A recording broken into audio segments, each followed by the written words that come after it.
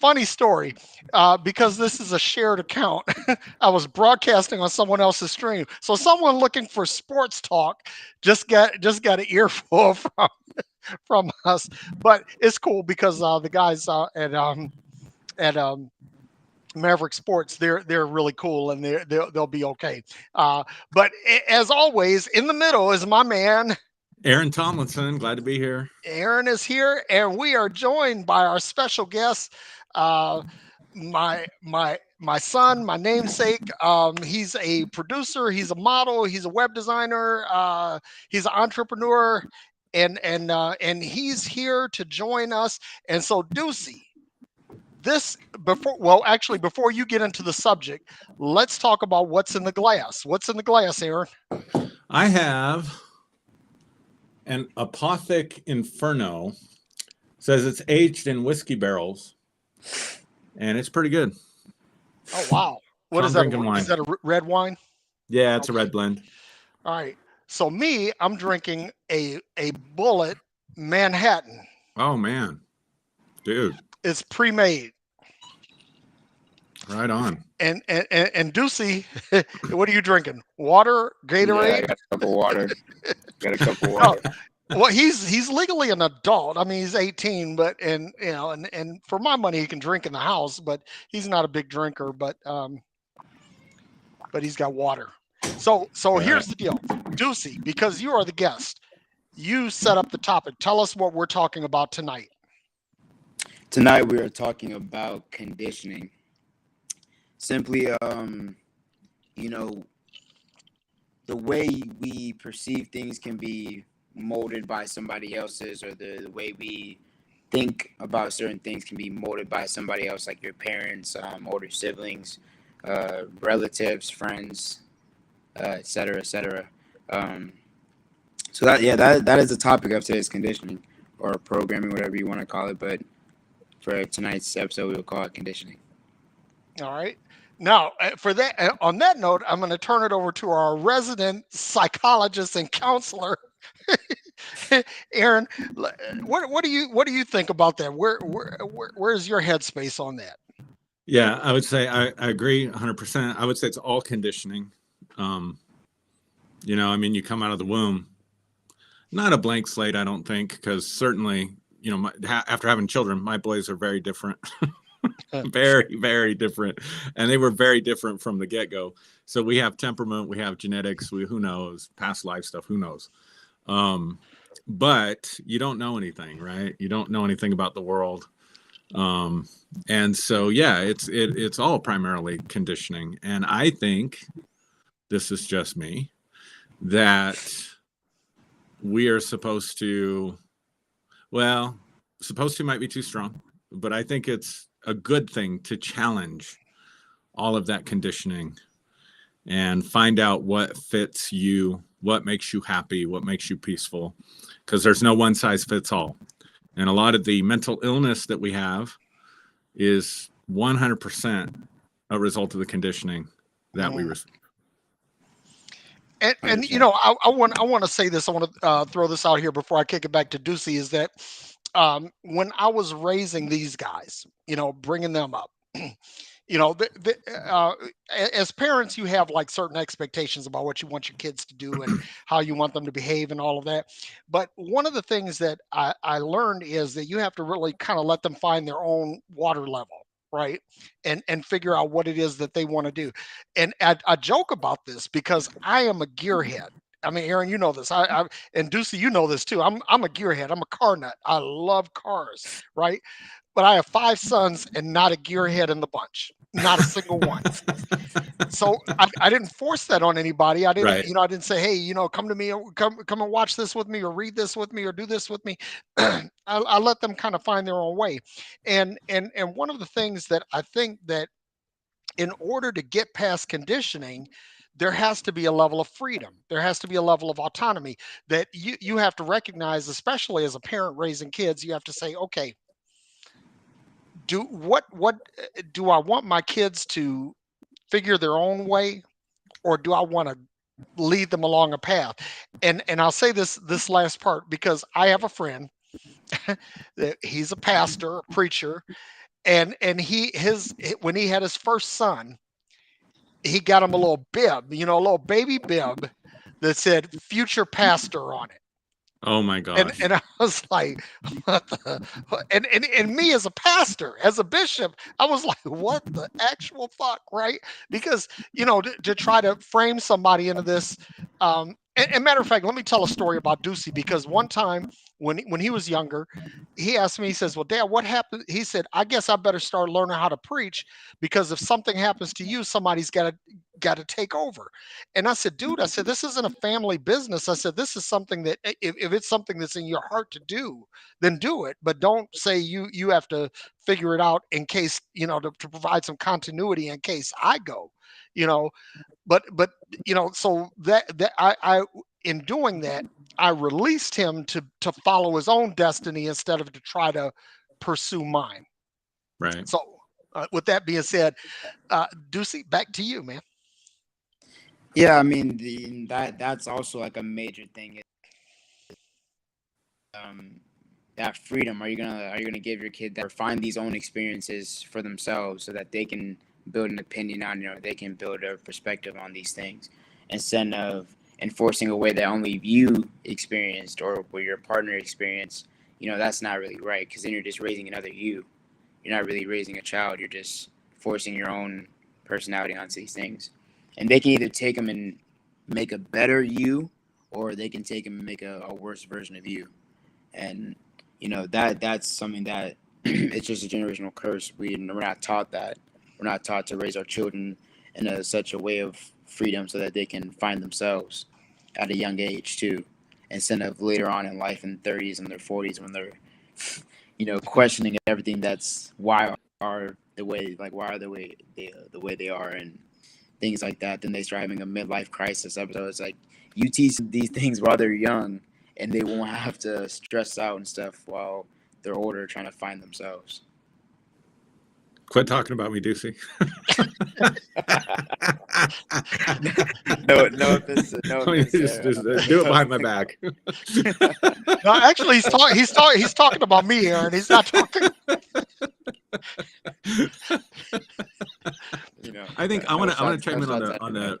I want to chime in on the child raising thing, because both my boys are adopted, so we didn't know what to expect. We didn't know I mean, literally. I'm not saying that parents that have kids, but you definitely know this is not a mini me coming into your family. You know what I mean? Yeah. But I remember looking at my first son, and I would spend time just looking at him, and I would think, what's in you? Like, what is your thing?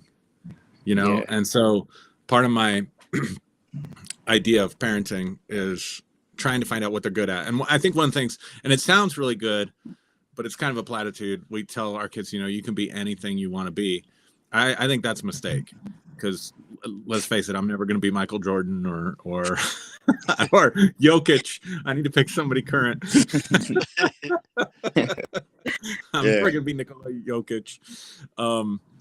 And so I think it's important to identify what their strengths and weaknesses are, and encourage their strengths and encourage them in those directions. And if you're using yourself as the blueprint, for lack of a better word, the template, then you can't be open-minded enough to see where they're effective. I remember hearing a podcast. I don't even remember what it was about, but this lady was talking about how she had married a fantastic opera singer or something, and she was bound and determined the guy was bound and determined his son was going to have a opera voice, but she said he inherited my music genes, and she said he can't carry a tune, and he's been going to voice lessons for 4 years and he still can't carry a tune. But Dad was determined, just a few more lessons and he'll get it. So that's my 2 cents on that part. And like when you talk about conditioning, uh, it not only can you try to condition someone to pattern them after yourself, but you could try to cast them into another paradigm, right? and Mm-hmm. and and I found this out. Like, all of my kids are athletes, all of my sons are athletes, and they all played sports. They played basketball and baseball and football. And there were parents that were just determined that their kid was going to be the next Michael Jordan or the next Larry Bird or the next Jokic. It's like they're trying to mold their kids into something that they're not. And I'm always reminded of this one story. A friend of mine told me this years ago. Is that basically there's this young man. He's a physician and he's at an awards banquet, and they're everybody's heaping accolades on him and talking about how wonderful he is and all of that. And so when it's time for him to come up to the podium and speak, he just starts weeping uncontrollably. He starts Mm. weeping, and it's so bad that his parents finally figure hey, we got to get him out of here because this is bad. And so he's in the car and he's still weeping, and his parents start scolding him, and they're like, Mhm. I don't know why you're carrying on this way. People love you. You're a great physician. You're respected in the community. You're respected among your peers. I don't understand. They're honoring you, and here you are crying. It's shameful. And he said, I'm crying because I wanted to be a violinist. Wow. He said, all I wanted to do was to play the violin. He said, when you guys gave me a violin and I took violin lessons, all I wanted to do was play the violin. But it was you who insisted that I Mm. study medicine. It was you who insisted that I go to school, that I go to medical school. It was you. He said, so this awards banquet was for you, not me. Wow. And that story, and Deucie could tell you, I tell them that story. I've told them that story probably 100 times. This is something that I, I I've been determined that I'm not going to impress that, or or try to mold my kids into something I want them to be. To bring up something in the Bible, the Bible says, train up a child in the way that he should go, and when he gets old, he won't depart from it. It doesn't say train up the child in the way you think he should go. Right. It says train up the child in the way he should He go. should go. Yeah. Right? In other words, your job, and I told these guys when they got to be like about 13 or 14, I said, listen, I said, the days of me yelling, raising my voice, and being dad is pretty much done. I said, you guys are fully baked. You know right from wrong. I said, from here on out, I said, I'm just a spirit guide. If you Mm. got questions, I'll answer them. If I see something that I think I need to share with you, I'll share it. But basically, you're pretty much on your own because that's how life works, right? So I was very careful in the case with them not to condition them, but also let me say this, because I've been a people manager, a people leader. And one of the pitfalls of being a people leader or a people manager is trying to mold your charge in your image. And again, you can't do that. Or when I was a pastor, pastors try to create little them. Yeah. That's the whole spiritual father, spiritual son and daughter thing. I've never tried to impress on anyone how they should be. You are who you are, and you need to look within to find that, right? Yep. And if you are willing to do that, then you'll begin to find your direction. So Hey, Deucie, I want to ask you a question, and if I get this wrong, you have to forgive me. We did a podcast about a year ago, and I remember something that really impressed me from that podcast, but you have to forgive my 50-year-old brain because I don't remember all the details about it. But you had talked about going through a time in your life when you would wake up in the morning and start journaling, and then I think journaling at the end of the day. And my impression, if I remember correctly, was that was you kind of dealing with your own conditioning, and not necessarily from your family, but we're conditioned by our culture, we're conditioned mhm. by society, we're conditioned by a lot of stuff. Yeah. um could you share a little bit more about that process? Yeah, I think a big thing about journaling is that when I would wake up, it wouldn't just mostly just be like manifestations. It would more be like analyzations about myself. So if I woke up mad, what am I mad about? Like I can write it out. Or what am I sad about today? I can write it out. Or what do I feel like this day is gonna bring me, or is this gonna be a good day or a bad day? Or let me write it out. Or throughout the day, if I experienced something, I would just, if I felt a certain way about it, I'd write it down. And at the end of the day, when you come back, when you're about to lay down in bed, you can look at this journal and you can look at your own perspective. You can pretty much observe the observer, right? And you can be like, okay, why do I think this way about this situation? Or why do I think this way about this person? Or why do I think this way about what's going on in the world? It's just a better way to get to know yourself without going to like therapy or something, somebody else telling you what they see about you. It's you can observe your state of being throughout the whole day, just on one piece of paper.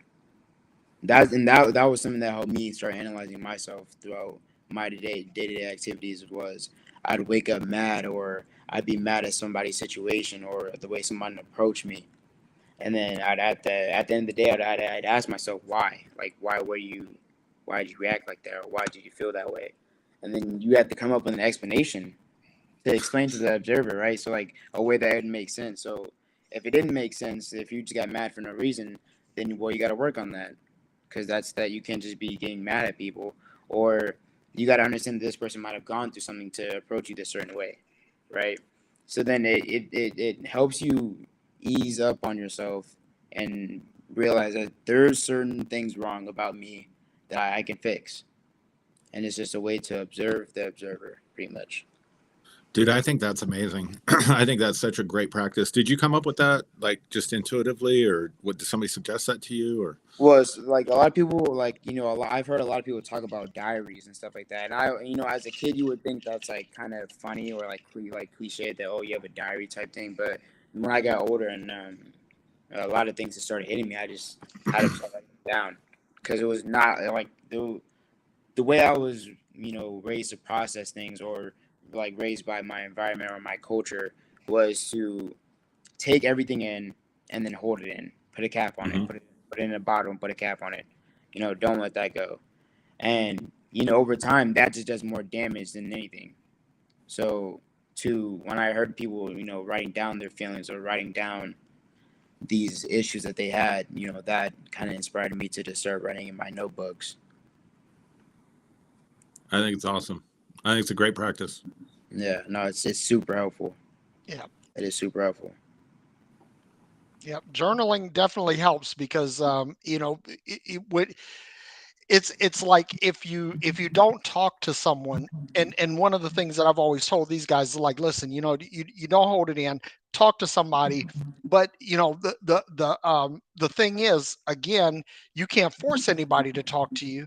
They have to choose that, but w- when you're able to write it down, even if you can't talk to someone, it's kind of like a pressure release, right? So you're not just keeping that bottled in. So that's an awesome practice. I journal, not as much as I should, but I do. Yeah. I remember seeing I wish I could remember the study or the figure, but they've done studies on this, and people who journal tend to be more successful and influential. It's interesting phenomenon. Hmm. Yeah. I mean, and there's other ways to express yourself through these things. It's not, just journaling. Some people do it through music. Some people put their pain or their experiences on Yeah. track. Or they might take it out. And there's meditation, and there's therapeutic things in all activities that you find passion in. That is, you can really get a lot of things out in these passions. But journaling, yes, uh, that is a very good way to self-analyze and reflect on yourself. But yeah, that's one way to help you get out of that state of conditioning, a state of other people's thoughts, or state of other people's perspective. You kind of have to break out and like, get your own experience on these things. Yeah. Yeah, you pointed out something really important too, Aaron. That like there is a study that says that people who journal are more successful. And what is his name? Ray Diallo, who's he's the hedge fund manager, and he wrote this book called Principles, and he talks about that, and how journaling is important. And Ray Diallo is a very organized, very structured guy, but he also does like a study of other successful people he knows, like Bill Gates and Steve Jobs and people like that, that they wrote, Oprah Winfrey, that they journal, right? And basically they chronicle what happens in one day and what happens in the next, and so they're able to track the deltas between the days, and also track their own progress.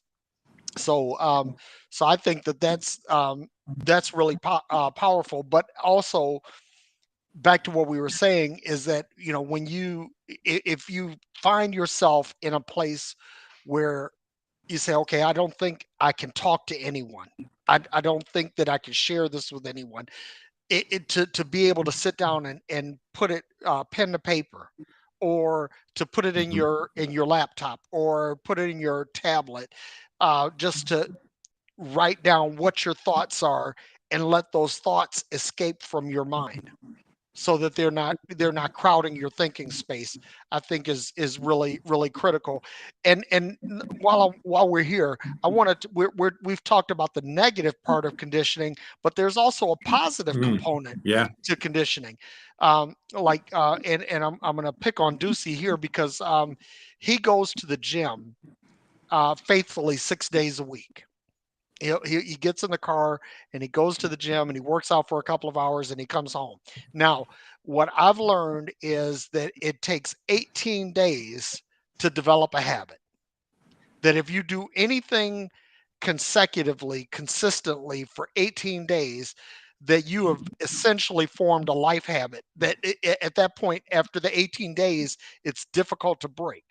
So now you get into something positive. So, like, let's say you're journaling, you get up and you journal every day for 18 days. You've created a positive life habit, an outlet for yourself, even if you can't speak to anybody. If you go to the gym for 18 days, you're developing a habit of physical conditioning that's not easily broken. If you pick up a book and read every day for 18 days, whatever it is, whatever it is that you're trying to achieve, whatever positive habit you're trying to develop, that you can condition yourself to do something positive for Mm. yourself. Right. It's a good point. I love how the two go together, because if you're aware of yourself, however you're doing it, and I love what Deucie said, there's different ways to do it. I'm a huge Eminem fan, and one of the reasons I love Eminem is he puts all his shit out Yep. out there for everybody in his rap. And I remember seeing an interview he did on Shade 45 where they asked him if he went to therapy, to get off drugs and all that stuff, and he said no. He said, I mostly just put all my emotions into my rap music and stuff like that. So again, everybody's different, but I love how the two go together, like knowing yourself and then observing yourself, but then also knowing, okay, I want to accomplish these things in my life. What habits? I don't think we talk about that enough or think about that enough. We should probably do a whole show on habits, right? Like, Oh what yeah. habits do I need to change, or what habits do I need to develop in Yeah. order to get to where I want to go? Yeah, So I and love then it. and the thing about habits is, like, if you do them like Derek said about the 18 days, imagine if you keep on going beyond that, then these habits just start turning into character. Like, if you start working out, you might start working out, and then you might fall in love with working out. And okay, then what do you do after that? You might become a bodybuilder, or you might Mm-hmm. get into calisthenics. You might become a teacher. You know what I mean? Like, these things, a lot of our habits can become character, and that's with a lot of bad habits too. Like, if your bad habit is to wake up and pick up a pack of cigarettes, and you keep on doing that over and over and over, that's just gonna become a part of character. Someone's gonna see you, and they're always gonna think you're gonna have a cigarette on you. You know what I mean? It's Mm-hmm. like, these habits can evolve into more parts of yourself. So true. And that's if you let it. Um, but yeah, that, I mean, that could be another thing with journaling, as far as just finding those little parts of your habits throughout your day. And if you're doing nothing, and that if that's your habit is doing nothing, procrastinating, then that can turn into be a lazy part of your character. You might just become lazy, Mm. because nobody is generally just lazy. They just have a habit of being lazy, or have a habit of procrastinating. Then that can turn into character. It's Mm-hmm. just, that could be a part of conditioning. I mean, it could be hereditary. You might get your dad might love to. might love to swim, so you might get in the pool a couple times a week, something like that. You know, a lot of these habits can either be hereditary or they can be self-made. Mm-hmm. Yeah, I mean, most of what we do in therapy is helping people change by getting them to explore why they're doing what they're doing. And Right. so, you know, you're doing that every day with your journaling. So, man, I think it's awesome. Glad you talked about that. Yeah, and that's another thing is questioning. You know, just question the things that you do. Those Right. can always end up leading to the root problem. You know, is just Oh, dude, question why. Why do I? talk about that for a second, because when you're questioning, right? Questioning, I think, is the key to break conditioning, right? Or it is the key to breaking negative conditioning, but it's also the key to developing positive conditioning. So, talk about that for a minute. Oh, I mean, that's just that. You know, that's just something that not everybody, not even a lot of us, the majority of us, is taught to do. It's to question most of the things that happen to you. Question most of the things that you see, that you think of. You know, there's a lot of things to question. Like it's just, and that could be a like with religion. A lot of people don't question the religion. Why you get into this religion? Was it because you're scared, or was it because you have to fix certain things, but you're not willing to do that yourself? You know what I mean? Or question, why do I have these anger issues? Why do I have these moments of depression, or like what is the root problems of my sadness, my joy, Mm-hmm. my anger, so on and so on. It's just like questioning things. If you are questioning, then the universe will just start giving you answers, because they don't just give answers to people that just sit there, because they're not Mm. curious. They're not curious enough to question. Once you have that curiosity to question things around you or yourself, the Look, possibilities are endless. look, yeah, let me jump in there because this is so important. And there's been tons of psychological research to back this up, Deucie, uh, because a lot of people observe themselves with judgment. Mm. You know, bad habits, whatever it is, procrastination. You brought that up. Well, I just hate that I procrastinate. God, I hate myself. Why I did it again. Why can't I change this? This is terrible. I'm such a bad person. I'm so worthless. Blah blah blah blah blah. And so, what studies have shown is that if you can adapt or adopt a position of curiosity while you're self-observing, Mm. that takes you out of that judgmental mind. They use that specifically. Be Right. curious about what's going on and why you're doing this and how this works in your, you know, how this works in your process. So yeah, you have this habit, but what's going on at an emotional level? What's going on at a psychological level, at a cognitive level? And so curiosity is key. Right.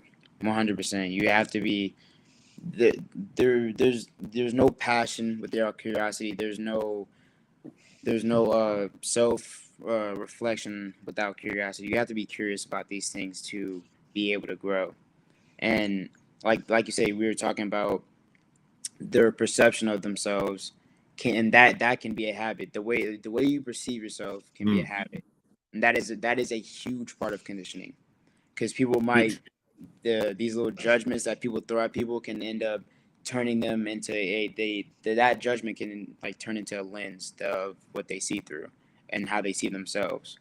So if people call you fat or people call you ugly, you're going to view yourself as fat and ugly because you let these judgments turn into a lens of perspective on yourself. Yep. That's what most people are, capped by, is their perception of themselves. They don't see themselves as great. They don't see themselves as an astronaut or in the NBA. They just doubt themselves so much that it becomes a reality, that their perception shapes their reality. Yep. And that's a habit that's probably one of the worst. It's something that can end up changing your own reality. That's a dangerous Y- thought. Yeah. So I just put out on Facebook because I loved it so much. I quoted Derrick. I said, questioning is the key to breaking conditioning. And so we have to question our perception of ourselves. Yeah. Exactly. It's good And Exactly. stuff.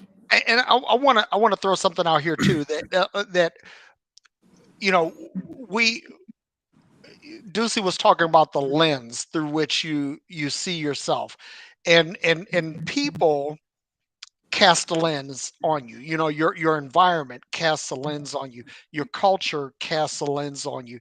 Um, I remember, like when I was a kid, as a young black kid in Detroit, and I said to myself, I told a teacher that I wanted to be a car designer, and that was what I wanted to be. And the teacher told me, well, you might find more satisfaction in being a janitor or being a factory worker. And when she told me that, I I kind of made a resolve in my mind that that was definitely what I wasn't going to do. So there was a cultural expectation of what a young black boy should be in 70s inner city Detroit. And so what I want to pose to you two guys is, okay, so when the cultural lens tries to mold you, conform you into some image, what are some of the strategies that an individual can employ to break that and to get free of that? Because I have my own thoughts, but I really want to I want to pick both of you guys' brains on that. You want to go first, Deucie? Yeah, sure. I mean, that you just have to understand that everybody else has already gone or is going through their trials and tribulations, I guess, throughout their story. So these things can end up hurting them or in a way or make them feel a certain type of way where they project those feelings onto you. So asking a teacher about what you think your job should be or your passion is, they're not going to give you this huge idea that you can become an astronaut or something better than a teacher, a situation that they're already stuck in, unless that person is generally okay with where they are and they have faith in you to be who you are, which those are the best teachers, that they believe that you can go beyond what you think you can do. Those are the best teachers. But the teachers that are mostly negative on you, they're just reflecting or projecting what they have gone through onto you, their failures, their insecurities, these type of things on yourself. So asking a teacher what your passion should be is, it doesn't really matter. You shouldn't really be asking those people because they're going to give you something that might be less than what you think you can be, and that can turn into a lens of, damn, I don't think I could be an astronaut. I don't think I could be a car designer because someone else told you that you're not good enough, that you should go do something else. They're just projecting. That's all it is. Yeah, totally projecting. So this is kind of, for me, evolutionary in the sense that the need to belong, if you think about survival of the species, right? And you think about, the history of humanity prior to maybe now, but belonging to a group was really important for your survival. Mm-hmm. And so we have an innate need to belong to the group. And how do we manage that? And so, and as a child, you don't know that. You just know, you want to be liked, you want to fit in, whatever the case may be. And maybe you're just, marching to the beat of a different drum. Like, I always use this example for people when I started addressing the LGBTQ TIA plus whatever the heck it is now. the, the LGBTQ alphabet soup. But even when I was pastoring and I was addressing this, I would tell people, I'm very heterosexual in my orientation.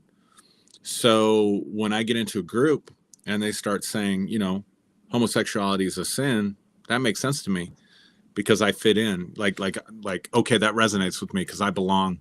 I'm very heterosexual, so I belong in this sort of group, this sort of tribe. Right. And so we gravitate towards those things. But what if you're orientation is gay or bi or whatever, and you're born into a strong evangelical family and house, now all of a sudden there's contradiction. And what that contradiction does is it makes you question yourself. And this is where we got to kick religion in the nuts one time at least. Right, Derek? This is where specifically religious conditioning, specifically Christian religion is so damaging because it teaches you can't not trust yourself. So if you cannot trust yourself, then how can you trust yourself to know yourself? If your heart is deceitful and wicked above all things, and you were born in sin and God's rejected you for the way you are, he can only relate to you through the blood of Jesus. He can only relate to you through Christ.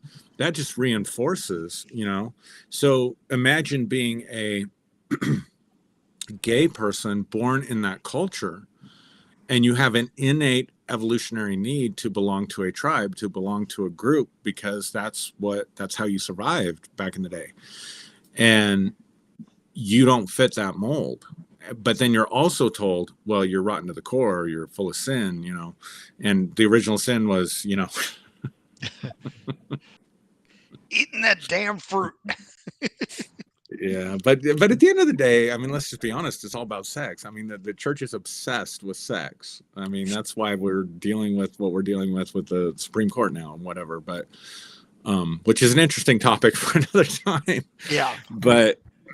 But of course you're gonna, okay, I have these urges and these ideas because I'm rotten to the core, because I'm sinful. And yes, homosexuality is a sin, so that in the Bible, so that proves to me that I am sinful, therefore I need a savior. And then you spend your life trying to conform to that pattern. Whereas if you are born with a predisposition towards the group, and see, this is the key here, because I really believe only people who are innately, they don't have a disposition towards the group consciousness, they're usually the ones that are going to awake. Or, Deucie, you're way ahead of where your dad and I were. But if you have a predisposition, if you're heterosexual and your sex drive is low on the scale, and you're good with monogamy and all that stuff, then you fit right in. You think, oh yeah, this is great. And those people are less likely to ever question their conditioning or realize that conditioning in other areas are binding their lives. Right. And that's something that just like completely flies under a lot of people's radar. You were born into this group consciousness, this group thinking. So you're just gonna go with the flow. You're gonna go with the flow. You're not gonna try to stand out in any way because you don't want to get pointed out. You don't want to stand out. And really, and the whole thing about standing out is that you're being yourself out of the group. If everyone's fitting in, if everyone is looking the same, sounding the same, thinking the same, no one's really being themselves. They're just following protocol. And that's not freedom. Those people don't really know. Those people don't question their freedom. So they're just, but they rather sit here and just judge people that are free. I'm laughing, Deucie, because I live in a pretty red community politically, and I'm thinking about all the guys that have goatees or beards and wear ball caps and Oakleys and fly flags and scream about freedom. Yeah, and it's like they don't like it. Look like freedom on other people. It'll make you seem insecure or make you feel envy towards some people because you're wearing chains and these people are walking around freely. But that's why most religious people get mad at other people, because they're mad at the fact that they're not wearing chains. And these chains could be mental, physical, spiritual, anything. And they don't see them because their purpose is holy, whatever their Bible says. You know what I mean? So they're just following protocol. And that protocol was changed by a king, another king, or another white man or a slave owner, down the line. So these are just perspectives of different people throughout each generation. And that generation will follow protocol. The next generation will follow protocol. And that next generation will just follow protocol. And it's like, that's not freedom.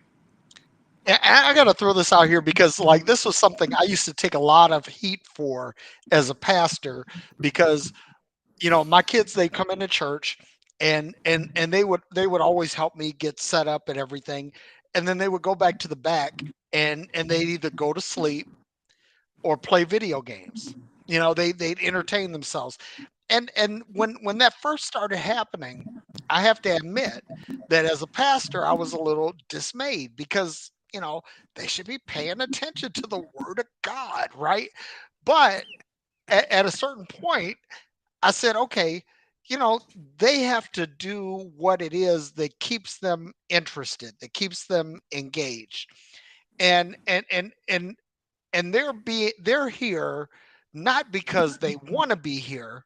They're here because they were brought along. So is it fair to ask them to participate fully, or do you give them the latitude to do their own thing? And so there, people would say, "Oh, well, your kids aren't engaged in the service," and I'm like, they're kids. They're kids, and the kids are gonna do kids, right? Yep. And so what I didn't want to do is I didn't want to condition my kids to have to participate, because if I try to impress some sort of conditioning on them, then they might develop a resentment toward it, right? And just say, okay, fuck it, I don't want to go. I don't want to be bothered, right? And so, again, this is the thing that I say is that when we talk about conditioning, that you have to give people latitude, that you have to give people Yes. freedom, that you have to give them the choice to go this way or to go that way. And and and, and that's the other thing. When I look at religion now, people will talk about, like, Aaron, you and I, and the way that we have taught. They say, oh, well, you guys have put people on a slippery slope, and you're going to allow people to go to hell based on what you teach them. Well, no, it isn't that. It's that I'm telling people that, hey, you have a choice. You don't absolutely have to do it this way. You don't have to absolutely follow this path. You don't absolutely have to devote hours to prayer and days to fasting. You don't have to do this. All you have to do is be comfortable in your own skin. Hmm. And if you do that, and you understand what your own personal why is, what Yep. you understand what your own personal direction is, then and again, and if you have the freedom to ask questions, because see, this was the other thing too, that with my sons, is that I said, okay, you guys have the freedom to question anything, because when I was growing up, and one day we'll get my mom on here as a guest, which will I be can't wait. interesting. but but she'll, a lot of the adults around us would say, well, do it because I said so, or because I'm the mom, that's why. And my mom was a little bit different in that regard. She didn't follow that path. And so I tried not to do that with them, like, well, do it because I'm the dad, that's why you do it, you know so part of, again, the key to breaking conditioning is questioning. That if you can ask questions and say, okay, why is it that we say this? Why is it that we do this? Why is it that we spend hours, days, months doing this? And if you question, then you can say, okay, um, it's not cut and dried. It's not fixed in place. That there is some latitude, that I can adapt, that I can improvise in this thing. Then you say, okay, now I know I have freedom to make my own decisions around this. Yeah, I have to share a couple funny stories I was thinking about when you were talking about being a pastor and having children. I mean, if you want, if I'm totally honest, part of the reason I got out of ministry was because I wanted to save my kids from all that bullshit. because I got the same thing. You know, my kids were 2, whatever, and I remember like my kids had a lot of. They really took pride in the fact they were younger. You know, they were small, but they took pride in the fact that their dad was, you know, whatever, the head honcho at the church or whatever. And so one of the things they would do is they would get up. We wouldn't let kids up on the stage because, you know, you got electronic equipment, expensive stuff like that. Mhm. And my kids would get up there and play with the mics and stuff like that. And Julie would go nuts, man, trying to control him. And I remember I had a mentor that was a good mentor. He was a good mentor. And he was visiting, he was a guest speaker, and kids are getting up there messing with stuff. And Julie's getting all uptight. And he leans over, he says, let him enjoy the perks Yeah. because they're going to be, you live in a fishbowl. You know, the moment they mess up, it's going to be magnified. So let them enjoy some of the benefits. But here's the thing. My son Josiah, he has a hard time getting along with people sometimes. And he would tell kids, my dad is the boss of this church and he's going to kick you out if you don't do it my way. So I just had to share that. I mean, yeah, but I mean that like those kind of emotions come with that because it's like entitlement, you know. It's like you feel like that you're on the top of that pedestal That's good that to me. everybody else is below you. You know, just I'm sure, Deucie, you never bullied any kids and said, if you don't do it my way, your dad's nah. going to kick you out of the No. church. No, never. You know, at church it was never really just like my thing, whether like when I was with my brothers or with the other family. Church was just never my thing. We would just kind of sit in the back and just do whatever we were doing, kind of just focus on whatever we had. Yeah, church was never really home like that. You know, it's just, it doesn't give off that homey feeling, especially with all the judgment and the blueprints to follow. You know, and something that you said earlier when you said your kids are messing the equipment. Yeah, you know, you have to let them, you know, let them have fun, let them have their fun, let them experiment with these things, and that the other person was living in the fishbowl. Now that's literally what it is, that they don't know life outside that fishbowl. When you're a kid, there is no fishbowl. That like the whole world is your ocean to just explore, find everything, you know. Exactly. Damn, Over so time, we like parents gotta try to push their kid into this Dude. fishbowl so that they don't know that the world is bigger. The world is so much more bigger without that fishbowl. Dude, that is such a powerful metaphor. Derrick, is that the cat sitting on your head and your yeah, and your he's being an attention whore right So now. I just have to say in my defense, when Josiah at 3 and 4 would tell kids, my dad's the boss of this church, and he's going to kick you out if you don't do what I want. I never followed through on his threats, and I was horrified. That he would say such things. Yeah. So just to clarify. Well, you know, there's a story that I love, right? That during the Cuban Missile Crisis, you know, President Kennedy had his cabinet and his advisors all in the Oval Office, and they said that John walked into the room, and he walks across, and he sits in his father's lap, and he asks John asks, "Hey, Daddy, who are all these people?" And he says, "Well, these are my advisors. They're the people that give me my advice on how to run the country." And when that was all over and done with, John tapped his dad on the chest. He said, "This is my dad." You know, it's like he didn't care about Dude, all of these people. You know, dude, my uncle told me that story. And he was there. Smoking, stop.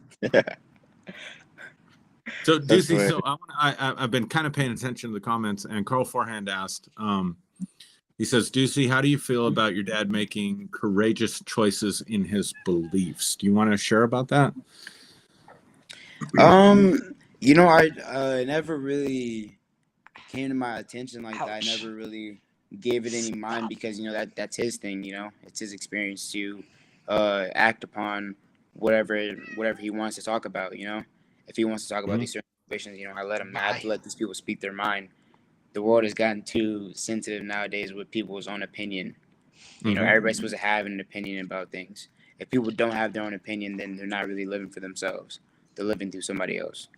So, you know, if my dad has a certain viewpoint on a religion and he like to talk about it, then I let him, because you have to let these people get these things off their chest, unless it's like blatantly just hateful and they just say things out of context that are just hateful or envious. Like, then you'd have to confront some people about that, because then it's like, why are you just trying to hurt other people?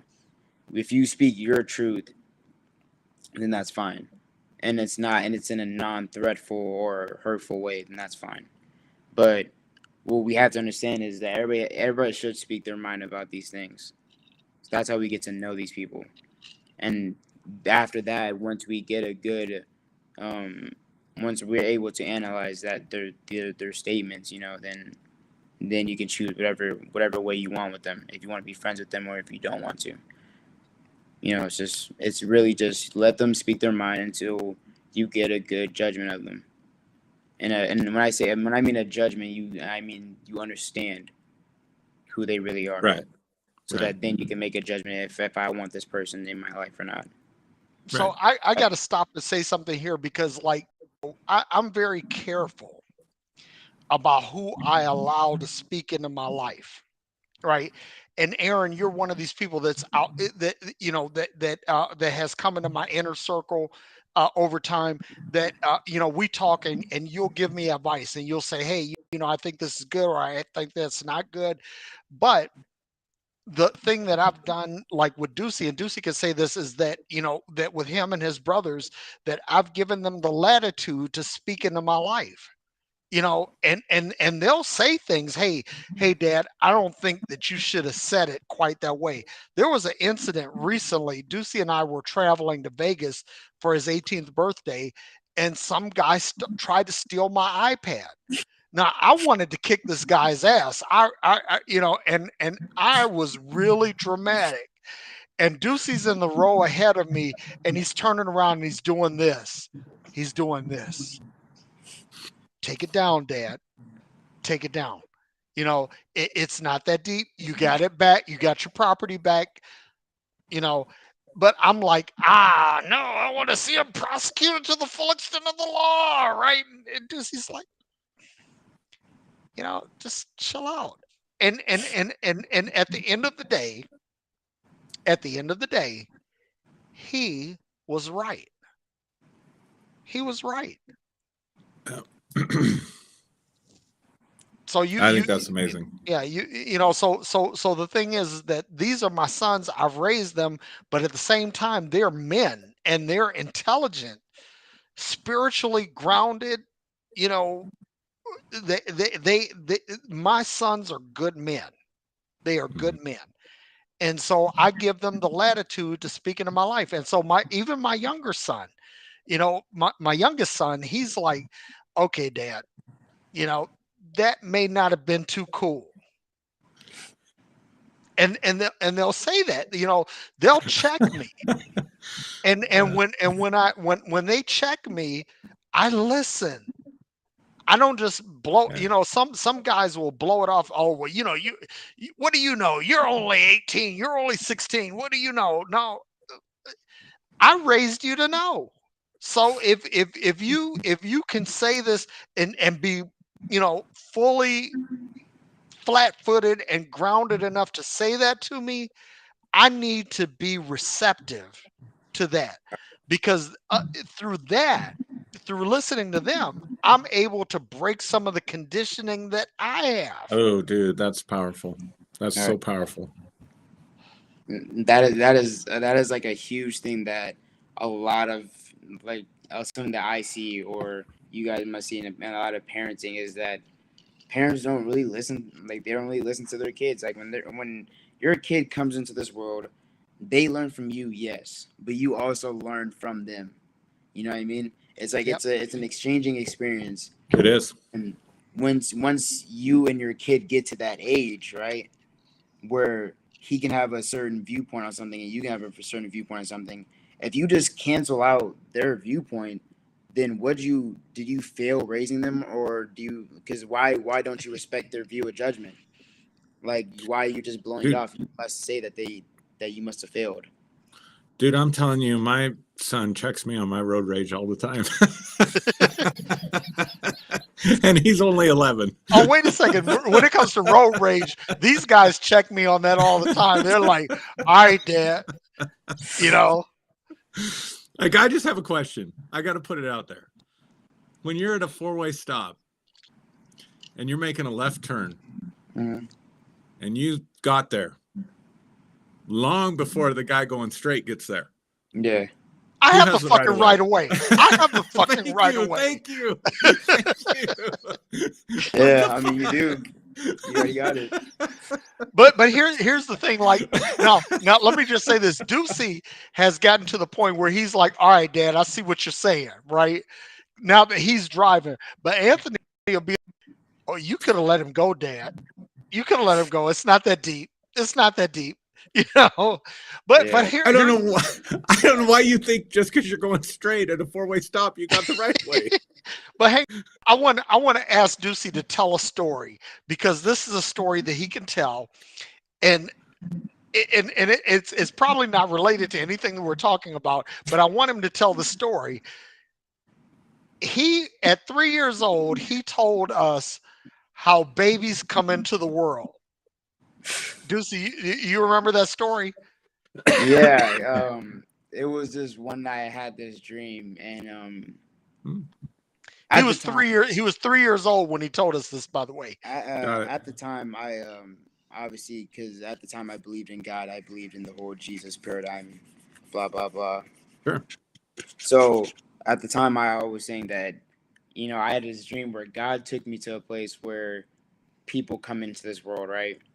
And the funny thing was, it was the exact, like, obviously, what, 10 years later, 10, 12 years later, uh, that Disney movie Soul comes out, yep. and it's like the exact same way I explained it. It was, it was literally a big, it was like multiple holes where people were lined up, and these little, uh, Spirits. spirit, yeah, spirit, like little spirit children just jump in the hole, and then obviously they find their mother or father, whoever it is, and they just go to that family. All right. And it's funny. It was really funny to see that in that movie, because it was like that literally was the exact dream. Like, That's that, amazing. that's how that's how I just saw people coming into the world. Obviously, I don't know. Maybe that's it. That is how it works. That isn't. I don't really know. We'll never know. But Yeah. it was, yeah. It was. But it's funny. He came to us It was out of I, interesting. nowhere and yeah. just started telling us the story. He said, "This is how babies come into the world." He's Well, three even years old. Derek, I got to say this. No, I don't. No, I don't. I'm going to edit myself. No, go ahead. Say it. Say it. Are you sure? Yeah, positive. Well, even Positive. for an atheist, he got it right. You got to line the hole up.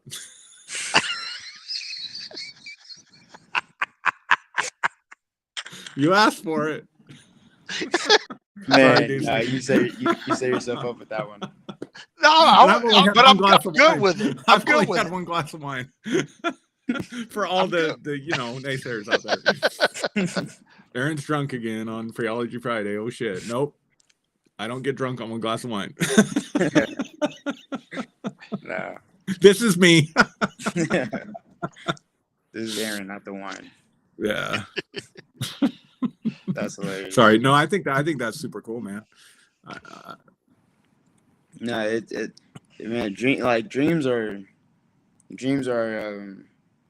a crazy, crazy thing to think about. You know Yeah. that the physical sleeps and the spirit roams. You know what I mean? Yeah. That is a very interesting thing to think about. Yeah. And how much of our dream life is us trying to break out of conditioning? Wow, dude. Man, if we really want to think about it, that's a lot. Because when what you go on about, or I'm trying to phrase this right. What you do with those, what I say, 16 hours, because you sleep 8. What you do with those 16 hours can set up and prepare the subconsciousness for that 8 hours of sleep.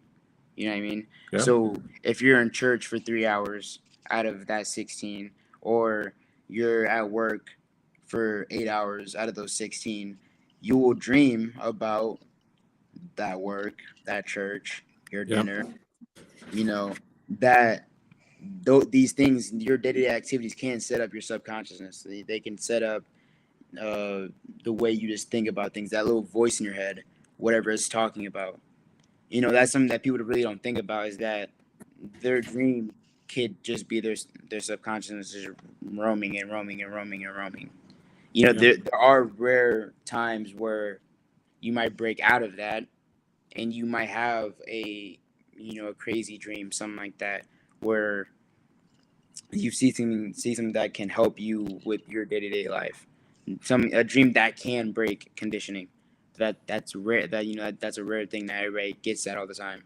Most of our dreams is just our subconsciousness is running and running and running about the things that we normally do on a day-to-day basis. Like, you might have a dream where you have something crazy happens in your church, or you might have a dream that something funny happened at your job, and you're like, oh man, that was a crazy dream.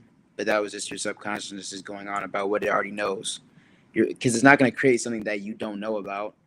Because then how would you be able to comprehend that? Your subconscious can only build and mold.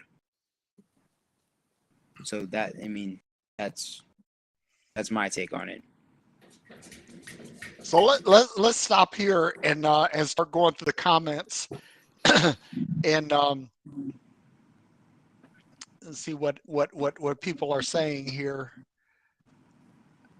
Marianne says she asked about providing continuity when we were talking about Deucie, when you were talking about taking over the church, and so there is no real continuity.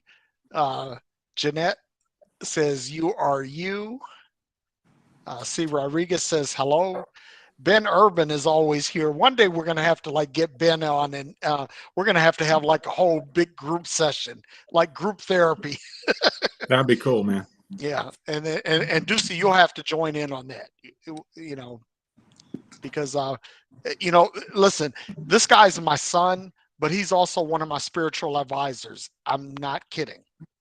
I mean, he's Yeah. he's wise beyond his years. For sure. Jeanetta's talking about journal. She's journaled her whole life, helped her process and work through her mom's death when she was 21. That is, I'll tell you, losing someone close to you, losing a parent, a spouse, a sibling, or a child are some of the toughest things that any human being has to go through. And that you use journaling to help you through that is huge, huge. Carl Forehand, he says I journal and then turn it into a book. Hey, wait, a shameless plug, Carl. No, I'm just kidding. I'm just fucking with Carl. He's a mutual friend of ours. Yeah. That's how you get the money. Yeah. Hey, Carl's getting that dough, man. So Marianne Jenke says, I love observing myself. Do you watch yourself, Marianne? Do you watch yourself? Apparently, she watches herself get pretty worked up, because I saw a comment in here about her husband keeping her doing the dial it down. Yeah. Ben Urban says scrutiny makes the mind grow sounder, and that is absolutely true. Jeanette says self-evaluation is growth. Marianne says teachers are also often the advisors of the students. That is true. And let me just say this. I didn't go to my teacher and ask what I should be. It was like one of those things where the teacher just kind of volunteered it, right? Because I'll say this, that even as a child, I never asked anybody, Yeah. hey, what should I be? Yeah. I've always been kind of an independent thinker, but my English teacher in my senior year, Mrs. Morency, she said to me, she said, I don't know why you haven't started the great American novel yet. Interesting. She told me that when I was a senior in high school, which that's 42 years ago. Wow. Still waiting to start that novel? Yeah, I need to get busy. I mean, I've written one book, and I'm working on several others. But in honor of Miss Morency, I have to get that novel going. Just the way you said that, that was 42 years ago. So Carl says, what would you say to other fathers that are towing the party line and not doing this? This is a question to you, Deucie. What would you say to other fathers that are towing the party line and not being courageous in their choices and their beliefs? I mean, man, it's not too late. You still have the time to rebuild, um, and to start chasing that dream, or to start um, trying to make that passion reality, or make those beliefs reality. Um, but make sure they're rooted. That's all I would say. Is make sure that they're rooted in self. That you're not doing these based off of somebody else's opinion or somebody else's perspective. Um, Make sure you're doing the best for you, that you know is you. That's rooted. Um, but it's not too late, man. You always have that time, and everyone has that time to just rebuild and to start chasing, start building, for Yep. sure. Cool. Ben Urban says the secret to backsliding is moving onward and upward. I love that. Marianne is talking about you, Aaron, the head honcho of the church, the Yeah, that boss was of the me. church. That was me. I was the boss. It was like the mafia. The Godfather. Exactly. Yeah, instead of God the Father, the Godfather. Yes, we had the consiglieres and we had the whole works. Shannon Morris is talking about my cat. My cat is jealous of the computer. And that is true because Smokey will show up during my work day, and I usually have at least two computers running, and he'll come and sit and plop down on whichever keyboard he thinks I'm most attentive to. So yeah. Carl Forehand asks Deucie, he says, does your dad have a picture of me on his wall? I don't know, Deucie. Do I have a Absolutely picture of not. Carl? Absolutely not. Absolutely Oh man. not. Absolutely not. He throws darts at it, right? Just kidding, Carl. Every day, just practicing his aim. Yeah, exactly. Practicing his aim with it. Yeah. Marianne says, my husband is very gentle and quiet. He's my tutor. He helps balance me, but he loves that I don't take shit. Absolutely. Shannon Morris says, but Aaron Tomlinson, but when you get to the stop, take your turn. Don't wait for the guy going straight to stop. No, fuck it. Aaron has the right of way. God damn it. He has the right of God way. damn it. Thank you. It's settled. I took my driving test at 16. I thought maybe my brain was just getting old. All right, so here's the part I'm gonna lay the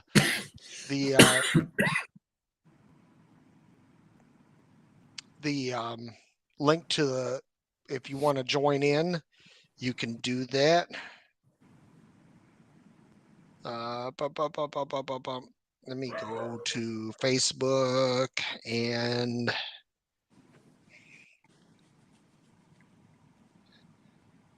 drop the link in the chat in case anybody wants to participate. If you want to join in, if you want to be on the call, if you want to be online, if you want to show your face in the place, you can do that by clicking the link. And you'll be on here where you can ask questions of either Deucie or Aaron or even me.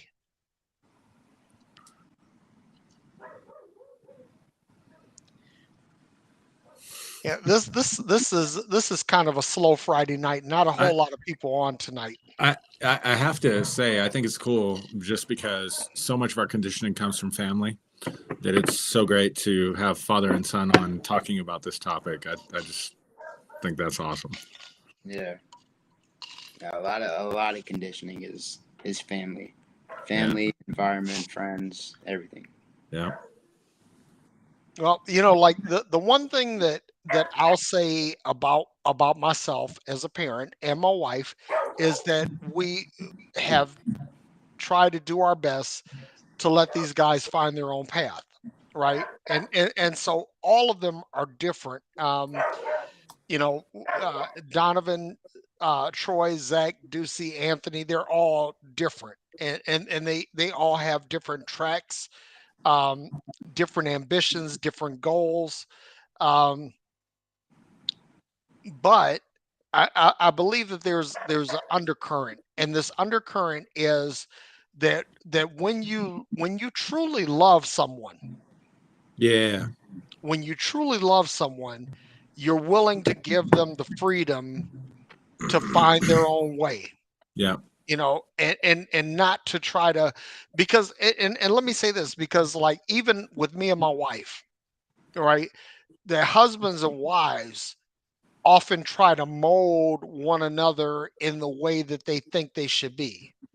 And my wife and I are as different as night and day. I mean, we're totally different, but we give each other the latitude to be the person that we are.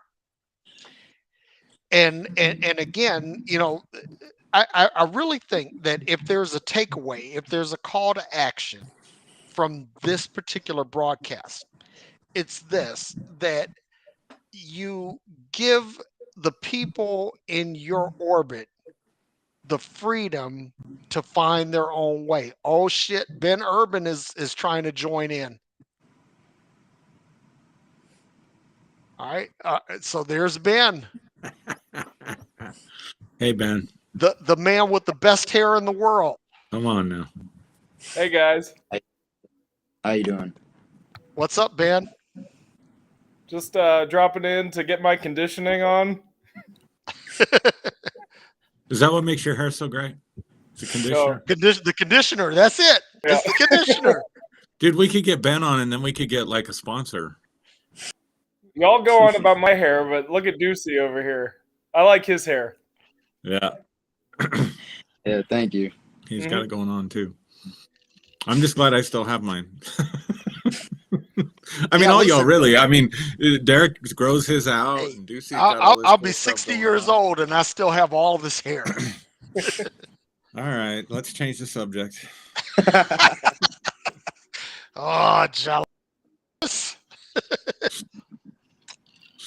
Yeah, I decided I'm fighting old age with like a woman. Oh, me too. Hold on, somebody else is joining in. Uh-oh, Carl Forehand is here. Holy fuck. I'm still of the belief that Carl. it's just a number. You're still what? I'm still of the belief that age is just a number. Yeah, me too. Except that, It you know, is. when your hair starts falling out and going gray and all that other stuff, you start thinking about artificial stuff. Hey, what do you mean you don't have my picture on your wall? I don't, man. And Deucie said that really fast. Like, Hey, no, he doesn't. Hey, Carl, let's talk about your hair. You see it? He went there. Beautiful. He went It's there. beautiful. Dude, I have to. Like, you guys are just glorious. And then there's me. I have a beautiful bald head. You do have a very nice bald head, Carl. You really do. Your head is very round. It's very nice. It's very Yeah. shapely. Perfect. You don't have a bunch of scars, and I would not be good bald. I'd just tell you that right now. Yeah, my head is lumpy. I'd be a toupee wearing fool.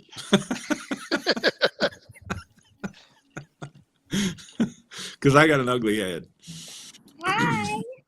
There's Asa. Hey, Asa. Hey, Asa. How you doing? Hey, Deucie, I love your comments, man. So insightful for your age. I mean, for any age. Thank You're miles ahead of some people our age. Most people our age. Listen, I wish I had. I wish I was where Deucie is at 18. You know, Yeah. when I was 18, I'd be a fucking billionaire right now. Two different worlds, though, man. Two different worlds and two different times. You know. For sure. Just For yeah. sure. Thank you, Deucie. Thank you for covering for your dad. I appreciate No, it. it's true. Yeah. You know what? I mean, I'd that's love for to come everybody. back. That's for everybody. No, you know what Not though, everybody has Deucey? that knowledgeable. To know I would love to come back and talk about how our generation, we're complete immigrants to the world that you're growing up in. We have no clue. And just the differences. It's really fascinating when you break it down generationally. You are growing up in a totally different world, and we don't get it.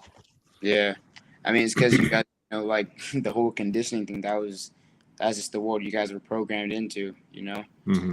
So being programmed into a new world is like, it's kind of like you're being tugged between both. You don't know which one to hold on to. You don't know which one to let go. You know what I Yeah, mean? makes sense. It's just you're like between a rock and a hard place. You're just clashed between two worlds. Yeah. Which one you gonna choose? And it's For sure. obviously you can't live in the old world because it's gone. You know Right. what I mean? So it's like the logical answer would be to let go of the old and hold on to the new, right? But it's just not that easy. It's not something that you can just do like that. Well, it's just really unbelievable how comfortable so many people are living in an antiquated mindset. Yeah. Like it's so normal that anything that seems a little different, a little off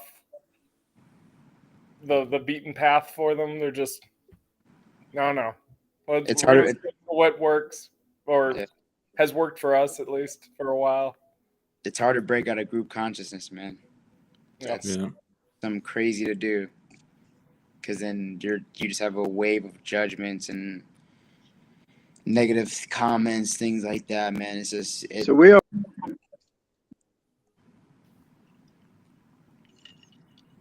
What do you say? I was going to say, we always say your generation is going to do it and all that kind of stuff. Do you feel when you're not a millennial, right? You're kind of on the end of millennials, but do you think your generation has a good handle on what's going to fix the world?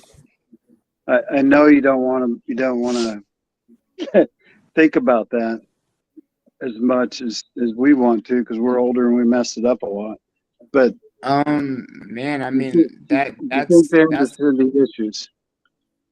I mean that's the responsibility of every generation. I mean, when you guys were kids, it was like the older generation put that responsibility on you to change the world, right? So Yeah. we're living in the world that you guys created for us. You know what I Right. mean? And then now it's up to us to create a And we're world. sorry. We're sorry. I mean, now it's time for us to take that world that you gave us and make it into our own, so that Yeah. our children, can grow up in a world that we made. But to answer your question, do I think we are capable of that? Yes, I believe we're capable of it.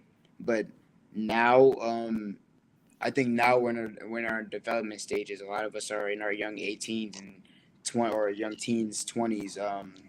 Hell, some of us are even pushing 30s a little bit. Um, and I think the younger ages of our life should be more development. You know, what I mean, who do we expect to be as a man or a woman or whatever you want to be? Who do we expect us to be, and how long is it going to take us to get to that point? Yeah. How long is it going to take me to become the Deucie that I see, the great Deucie that I see? How long is it going to take me to get to that? So, for right now, I think we're in our development stages. So, but I do believe once a lot of us break through and break from the old world, that you guys have made for us, once we break from those beliefs and that type of logical thinking, I think I think the sky. I'm not gonna say I think the sky is the limit. I don't think there is a limit, but man, what we can do once we break through those problems, I think would be amazing. I think we can create something Let me special. throw this in here because at some point, Aaron, we need to have Deucie and some of his friends like Pike and Luke. Um, th- these guys are all very. I'm really proud that my kids have found deep thinkers to befriend, right? That they're not shallow people. They have some insight into what's going on in the world, and what needs to change. And I really think that that our audience would benefit from hearing some of those voices, because like I said, you know, I honestly, I'm going to say this, and again, Deucie, this is not to try to grease your skids or anything, but I look up to you as a man.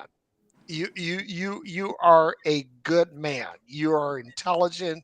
You are spiritually sound. You have your shit together.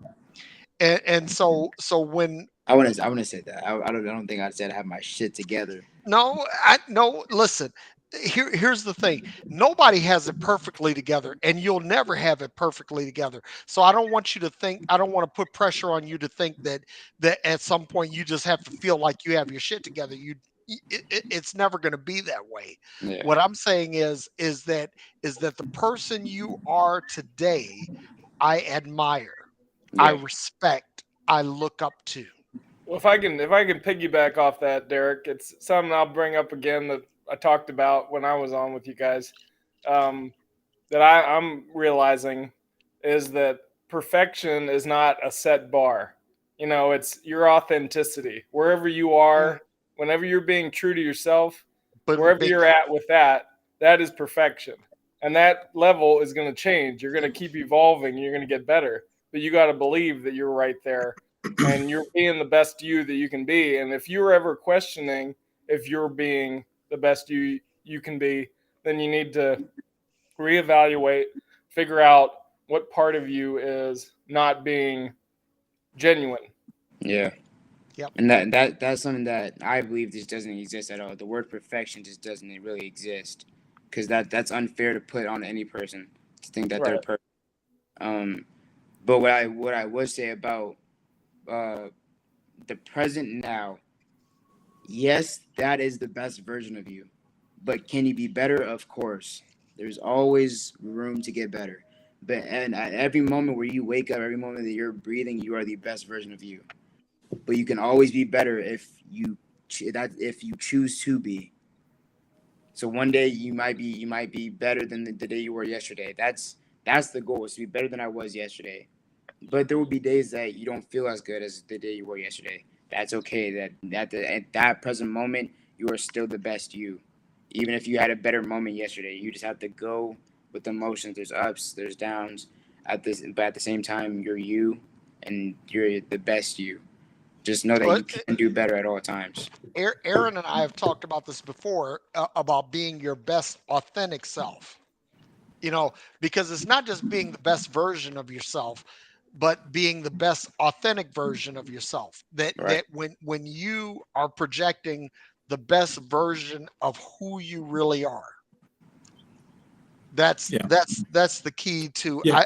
I think, really accurate self-identification. Yep. And that includes being comfortable with things you don't like about yourself. It goes back to that judgment versus curiosity thing we were talking about earlier. I mean, 100%. there's just certain things about me. I'm sure I could change them, but is it important to me to change? Not really. Right.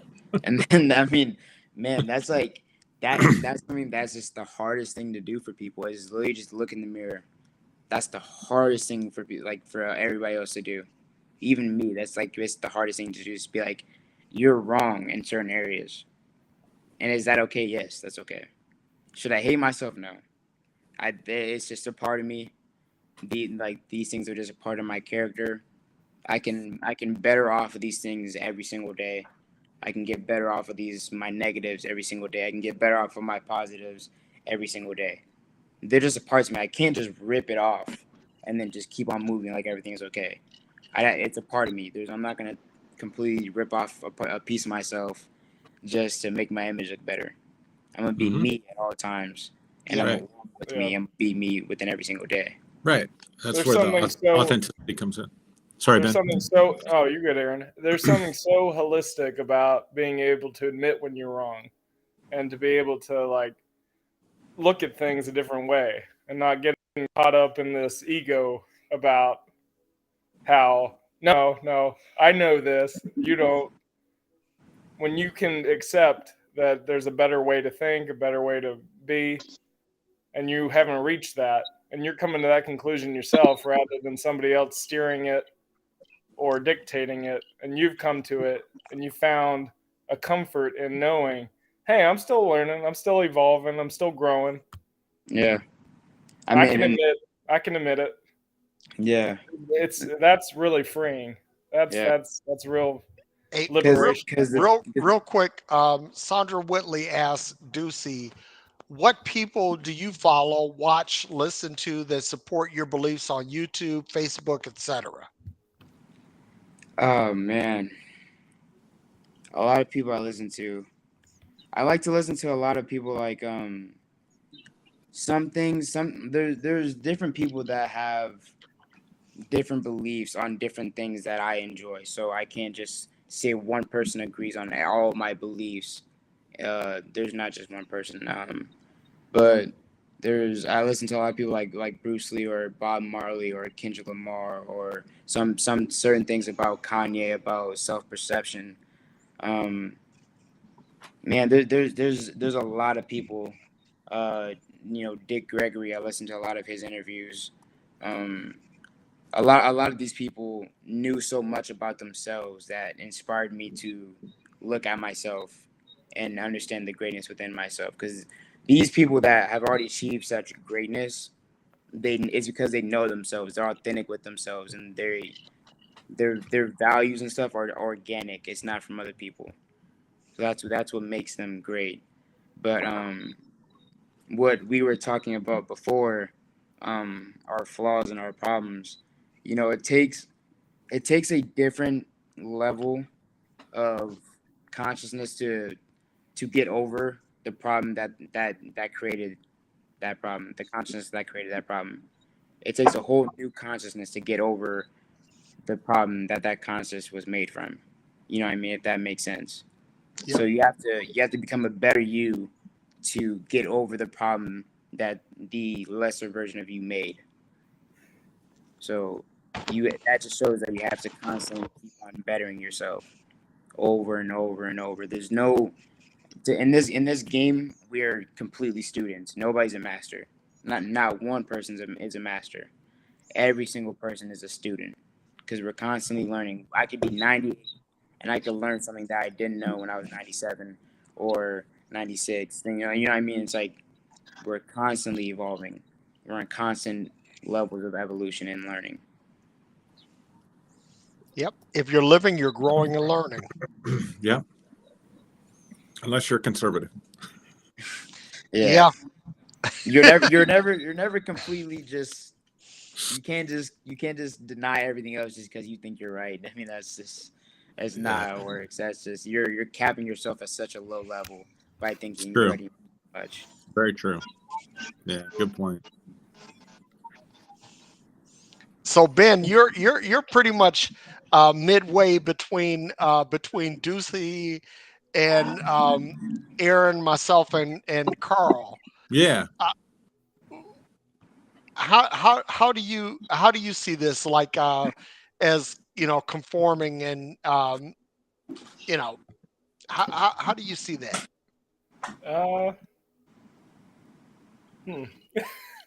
That's a good question. Like, as in my age group, like, just am I speaking? Just your thoughts in general, and I'm picking your brain because, like, Deucie is very young, and then I think I'm the oldest one in the bunch, and then Carl, then Aaron, but you're midway in between all of us. Yeah. Yeah. Well, I mean, it's just with conditioning. I think there's just a lot of arrogance involved in it because, from any standpoint, whether you're the one conditioning someone else or you're being conditioned, because no matter what, when you're on that level, it's like you're almost being taught something you already know, but it's only because generations before you maybe have heard it all before. So it's a really strange place to be, to have this paradigm about the world that has been, it's like old as time, but it's all been fabricated or maybe misunderstood. And when you're awaking, or you're going into an awakening, or however you want to put it, I like to say rising and shining. You start to see that there are maybe other ways to view the paradigm, or discard it because you have found a better paradigm through your own self study. Because I think it's all, a big part of it is going within, and that's not an ego thing. That's not being like, oh, I have all the answers. But you have to know yourself first. You have to understand yourself and understand how you think about things, and you have to take your own background, you got to take your culture, put all that into perspective. What circumstances in your life have you dealt with that maybe somebody else hasn't, and what have you not experienced that somebody else has? And reality is just such a mystery. Yeah. So that's a beautiful thing, that there's always going to be something new to learn, and we've been talking about that. Yeah. We are lifelong students. We are eternal students, because we don't know what comes after our bodily expiration. I mean, maybe there's an even deeper mental, spiritual expiration that we're just getting an idea about, but we don't know it. We don't have that full capacity to really grasp it, and just Shannon Moore said you have your own answers. Well, I wouldn't say that, because there might be experiences that you haven't gone through yet that you don't have the answer to. But I would say a lot of questions you do have, you might seem that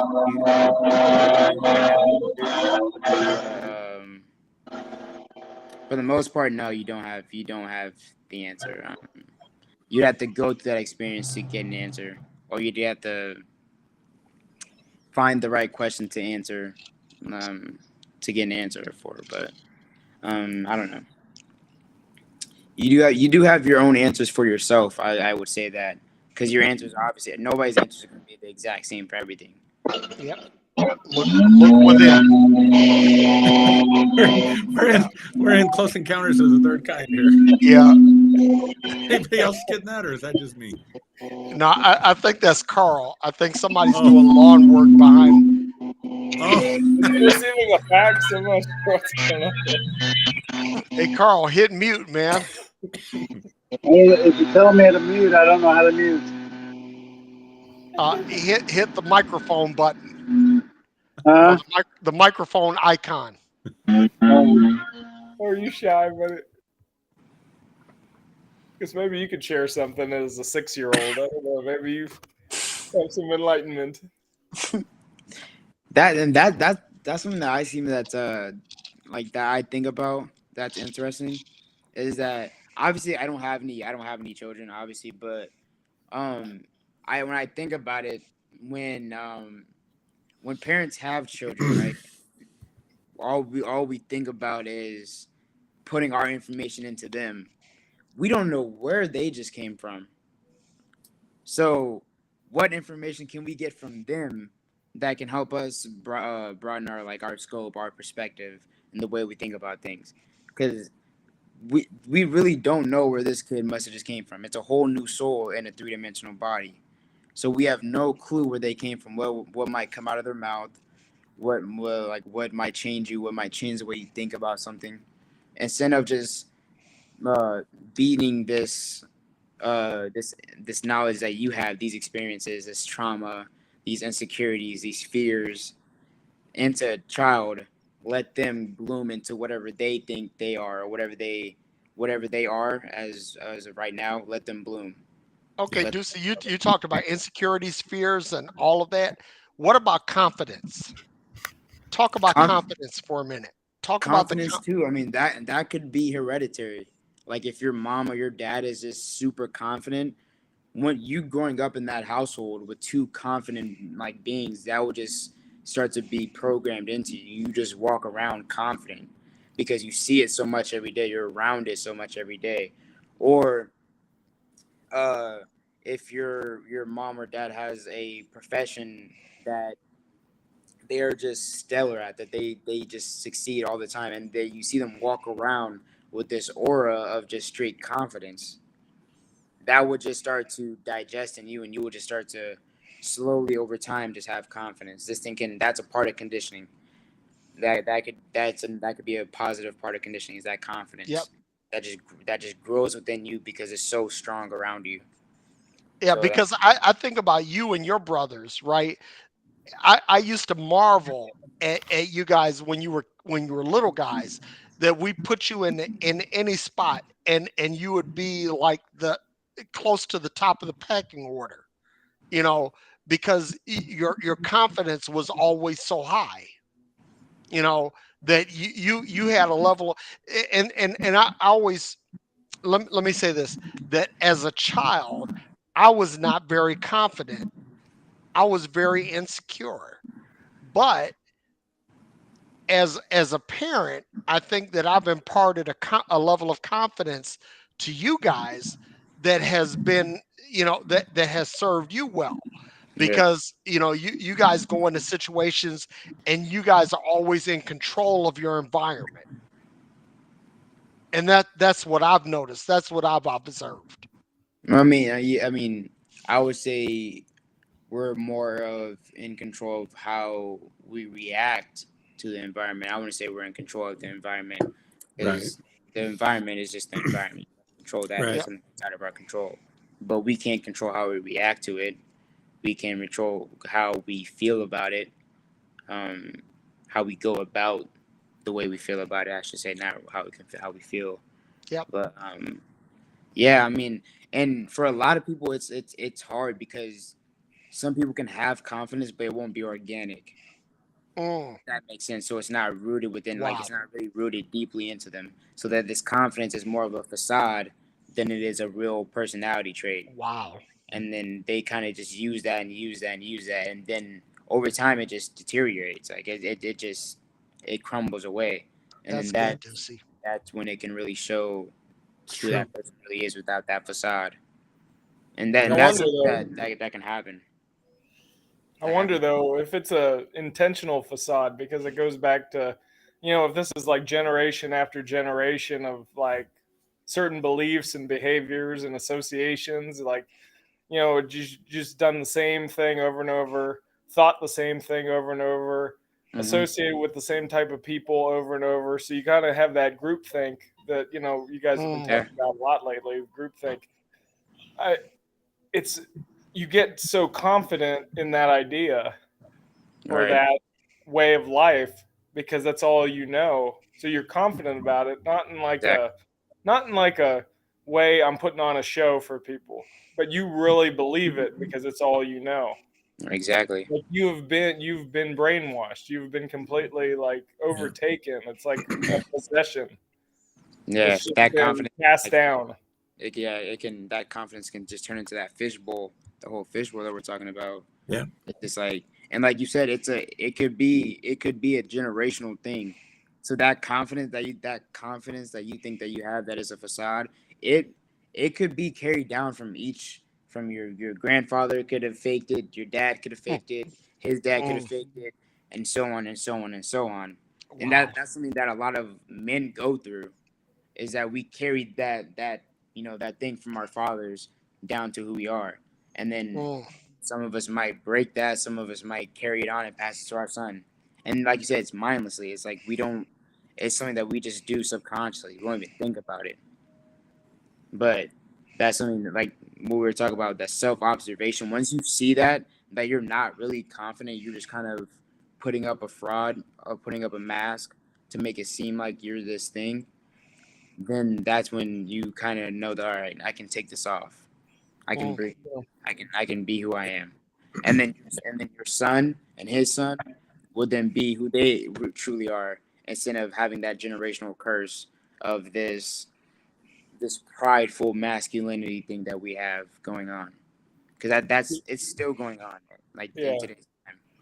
So this totally just opened up something for me. Like, whoa. Yeah. I'm thinking that in order to like turn it all around, to kind of reverse the curse of like just generations of this idea of building on something that Mhm. probably shouldn't keep being built on and just remanufactured. Something that you guys were talking about earlier that I really feel like makes a lot of sense is letting your kids teach you, being open to their teaching. Yeah. And I want to make a decision today to do that every day, to just be open to something that one of my sons may teach me. All right. Good man. Because I mean, like you were saying before, we don't know where they came from. I mean, Yeah. we don't know where we But came you know what, from. Ben, Like I'll say every this: generation that like seems to be getting Deucie, more and more advanced. So Deucie and maybe we his should younger be brother, hearing. they teach me constantly. I'm growing in real time by being around them. You know, they teach me, they help me grow. And it's like they're my children. I've raised them, but they are sage in their wisdom, that they are secure in their persons, and I give them the authority and the permission to speak into my life. And so I'm really grateful that I have them, because they, especially Deucie is one of my spiritual advisors, and I don't say that lightly. And going back to what Ben was talking about is when there's something that we don't realize. I'm not gonna say all parents because I'm not even a parent yet, but when this is how I think about it. When we give birth to our child, right? It's like a piece of clay, right? We're molding it to see how we see or think how we think. We're molding these pieces of clay. We're giving it perspective. We're giving it mindfulness. We're giving it consciousness. We're giving it all these things. But what if we were just to take our hands off it and let it mold itself? What would it become? Mm, wow. What would it become?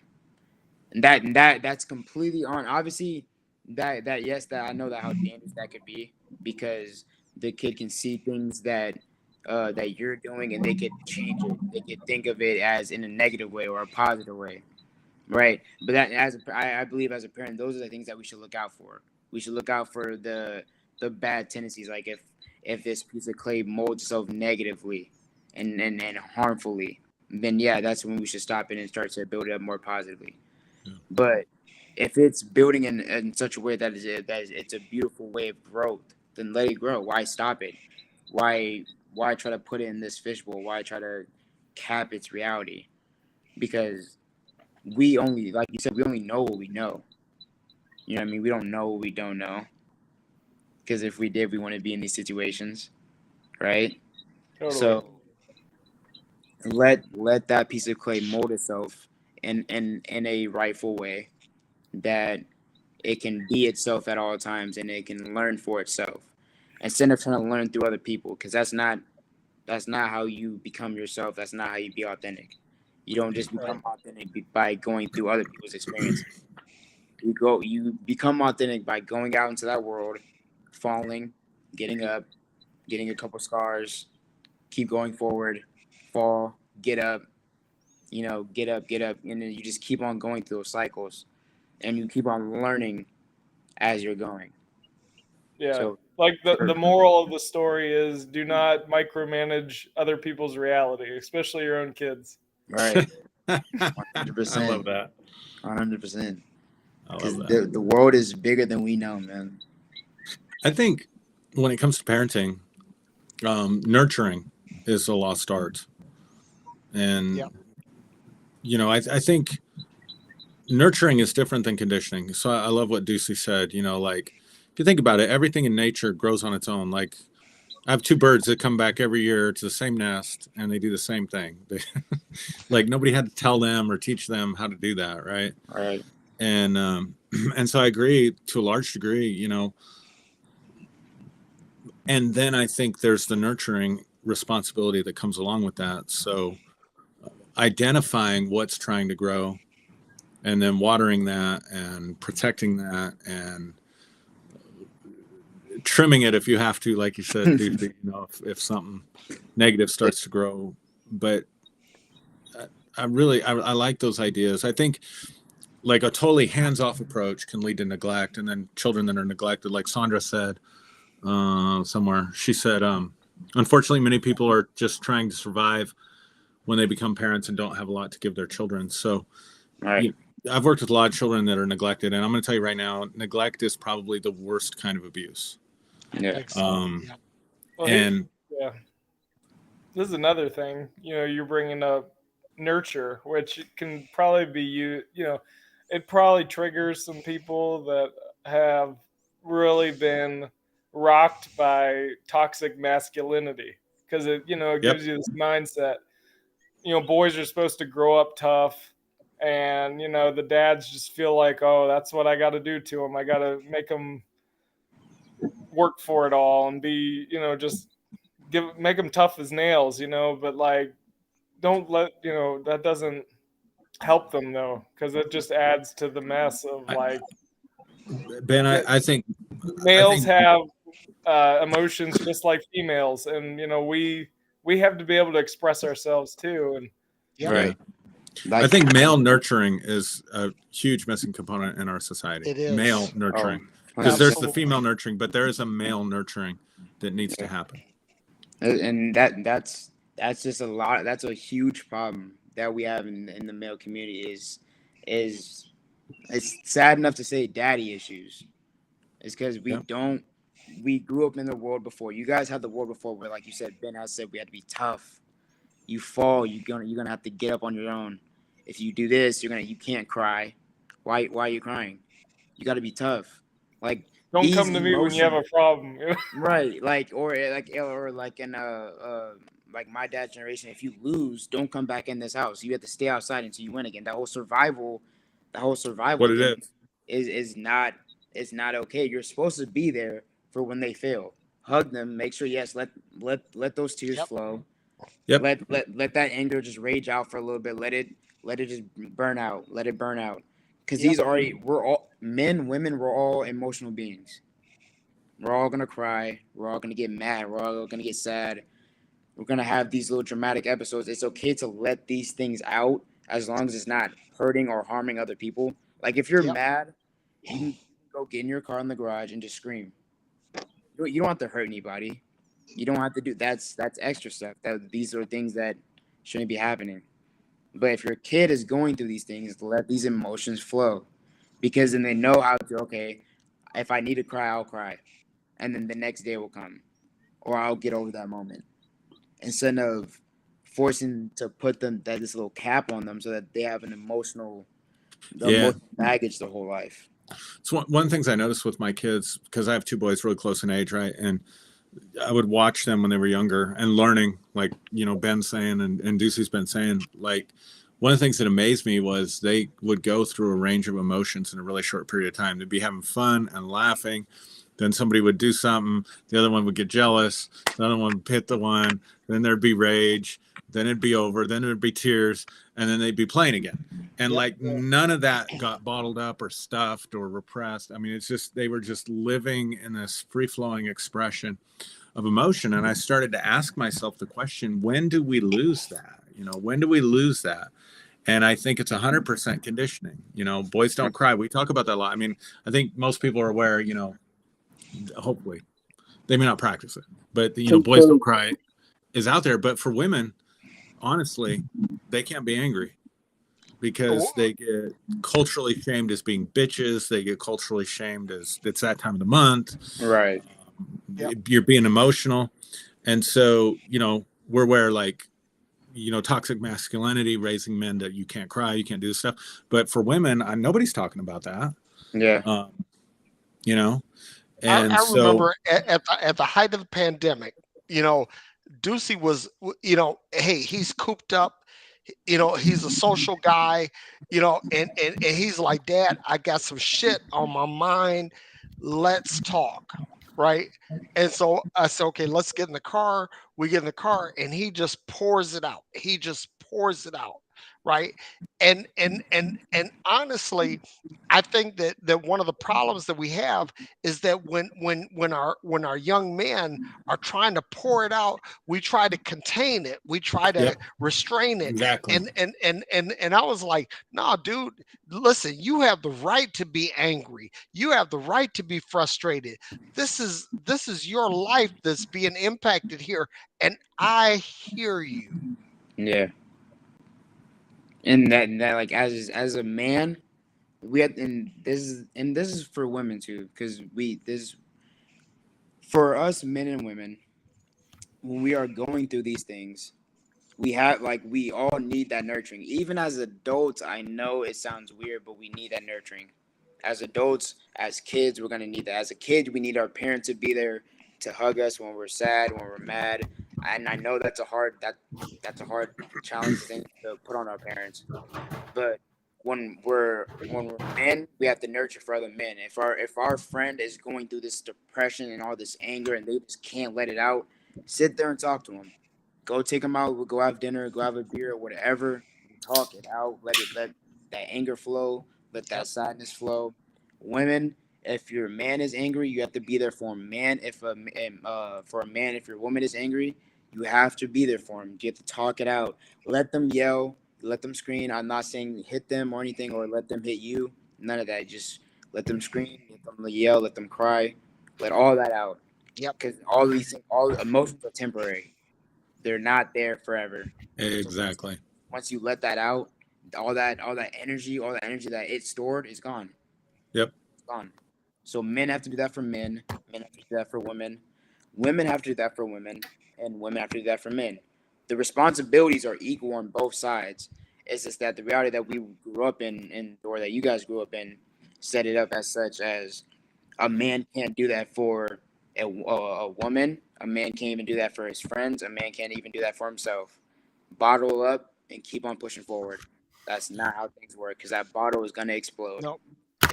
And that's why, let me say this, that it's important that you have a network of friends that Yes. you can vent to. And I want to say this, I'm just going to put this out here, Aaron. This is one of the reasons why I love you, man, is like I can pick up the phone and call you and just scream and just say, God, this shit is just ugly right now. And you're like, okay, dude, it's cool. Let's walk through the process, right? And we do that kind of thing. I do that for you, you do that for me. Yeah. And Deucie, I want to say this, that the same thing for you, because in the last couple of years, you've said like, hey Dad, this is fucked up. I'm going through something, I need somebody to hear me. And then I would come to you and say, hey, this is fucked up. I'm going through something. I need somebody to hear me. And you've been there for me. And we need that. I mean, not just, we will say, okay, we need that as men, right? But it's not just men, it's women, right? It's everybody, that you need somebody that you can go to and just pop the cork, you know and just spill it out. Here's what it is. I'm going through some shit. I need somebody to listen to me. Yeah. I need somebody just to hear me scream. And it's good to have that. And so, to everybody that's listening, I want to say, cultivate these relationships, because you're going to need somebody who you're going to be able to just vent to. Yeah. Yeah, normalize these things. These things Yep. do need to be normalized.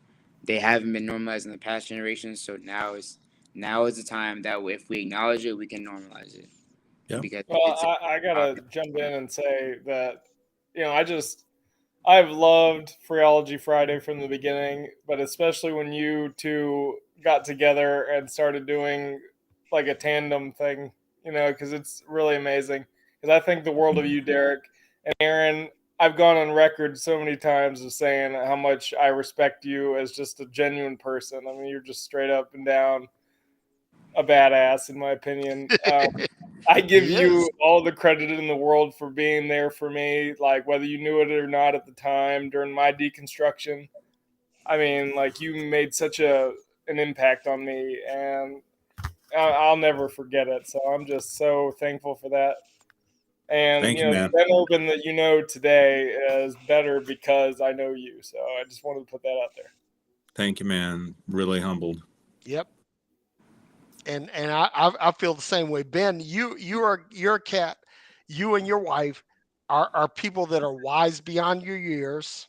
For sure. You know, Thank you, Derek. and I look up to you. I look up to both of you. And I'm on record as saying that Beth really helped to change my paradigm as far as like natural faith, the Wicca and all of that, and seeing beyond my standard Christian paradigm that I was raised in, and do the things that you put out, the little blurbs, the little text posts that you put out. It's something that edifies me and it helps to grow me. And then again, like Aaron, I can't say enough about you. I talk about you all the time, so I'm not going to talk about you right now. Good. but but but but Deucie, I'll tell you, as a father to a son, as a man to a man, I'm really really really proud of you, and I can't be more grateful to have a son and a friend like you. I'm really over the top blessed. Appreciate that. I appreciate that. Thank you. Well, you've most certainly done a bang up job, Derek.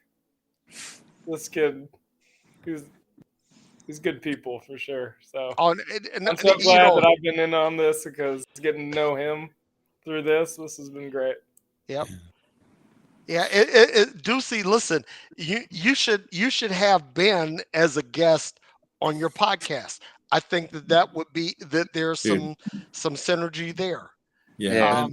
Ben rocks it. Hey, Ben, I got to tell you this. I think when we first connected, I was still kind of covert, man. I was still pastoring and whatever, and I was still counting the cost. I'm like, because I knew what I thought. And, I was never not authentic in what I taught, but I knew there were certain things I had to hold back or whatever. And I remember when Beth came out on Facebook. Do you remember that? Yeah. And talked about, she did like a blog post or something. And that, you'll have to tell her, that profoundly gave me courage. Yep, me too. And I thought, okay, and so like your posts, I think are so valuable in the world. And I think, again, Beth being able to come out and just be her true self and take the blowback that she took and stand strong in the midst of that. That gave me courage. That truly encouraged me. So, man, it's so great when God puts people together. Yeah. Real God, right? The universe connects us. Yes. Yeah. Well, I mean that touches me. That touches me personally because, I mean, I'm totally an advocate for like every man who has a good woman in their life should proclaim her, from the rooftops because I'll tell you, I mean, for me, like Derek was saying, I mean, she rejuvenated something in him about like giving him a different view of the paradigm because throughout my time in Christianity, I was hearing a lot of stuff, but I wasn't seeing it. There was a lot of talk and no walk. But with her coming from her views and her spiritual connection, magic and everything, I mean, like, I saw the real deal, Like I Mhm. see her doing her thing in her Mhm. business, connecting Right. with people. And I Right. mean, she's not making this stuff up on the fly. I mean, this is all very real stuff. I mean, she just Yep. connects with people like I can't, like I just wish I could. And so I'm just so blown away by her every day. And with everything she's going through right now with her health, I mean, I just have to believe she's going to bounce back even better and like I come out believe of she this will. even Yep. stronger and empath, stronger just Yeah. You overall. know, So this is, of course, this is coming from the Christian Pentecostal paradigm. But one of the things I did was study like people that had authentic healing gifts, even if it was in the church. Hmm. And one of the things that consistently occurred in their lives was there was a trial and battle for health and sickness and things like that that they had to go through. And so I do think there's something to that, that as a healer, and I think you both are that. And sometimes it's easier to be sick than to watch your loved one be sick, Yep. you know? yeah, And because you don't know what to do. I mean, you just don't. I mean, you yeah, it's can't do anything. frustrating. You feel helpless, you feel powerless. So I 100% think she's going to come through this like a champ and then have a greater uh, impact in the work that she does as a result. I genuinely believe that You from know, my heart. let me say this because a lot of people may not know, but Deucie is a type 1 diabetic, right? And I've seen, like Aaron, you and I, we've talked, and Right. I've seen healings, and this healing never came his way. But let me say this about him, is that even as a type 1 diabetic, that he is when he was a Christian, that he laid hands on people and decreed their healing, and saw miracles happen, right? Hmm. Sure. So the thing is that I do believe that there is a power in the earth that is bigger than us, that actually speaks to our bodies and tells us, tells our bodies how our bodies should be. Yeah. And so, um again, going back to Beth, it's that, she was speaking in terms of natural faith and natural healing, that these things exist in the earth, and being consistent and persistent in that faith. That was something that resonated with me, and the thing is that her belief, coupled with Ben's comments and his posts, that told me, basically, let me just say this, that told me all that I needed to know about them as one. Well, if I could venerate her more, I mean, she's definitely the most earthbound human I know. I mean, she's very much about. I mean, she's like spiritual beyond belief, but she's also very grounded. I mean, literally, just. I mean, everything about her, everything about her holistic mindset, her just everything about it is from natural stuff. I Yep. mean, there's no And let me woo say this, woo woo my stuff, my as some people my say. wife is the same way. She's not active on social media, not, she doesn't present all of this, but she's the same way. It's like she started, getting into Reiki and Wicca and all of these different things. And I remember as a Christian pastor, I was like, oh my God, what is my wife doing? But now I look at all of this, and I'm like, okay, she was on a path, and she was ahead of me.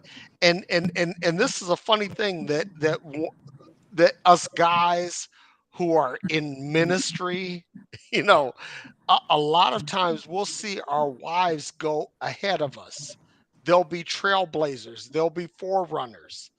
And so my wife was like that. and I'm grateful because she helped to pave some paths for me that I probably wouldn't have paved for myself. Yeah. Gentlemen, I could keep this up all night. I would love to. We still got to plan a powwow when we can all get together, but alas, I have other responsibilities I have to Yep. attend to right now. So, Understood. so I am going to bow out and Yeah. say peace and hair grease and chicken grease and all that good stuff. 10,000%. I think it is time to get up out here. I gotta go. Yeah, Deucie's got to take my car and go to the gym. Oh, Deucie. Do you take, wait, I just got one question before you leave. Do you take the car or does the car take you? Oh man, I think I take the car. For right now, I think I take the car. One day, you know, the car will take me. It will just up and call me, and I'll dip out with it. Right on. Okay, gentlemen, I gotta Thank go. y'all for I'll having me. catch y'all later. Love you guys. Love you All guys. right, love you guys. Yeah, thank you for having me. All right.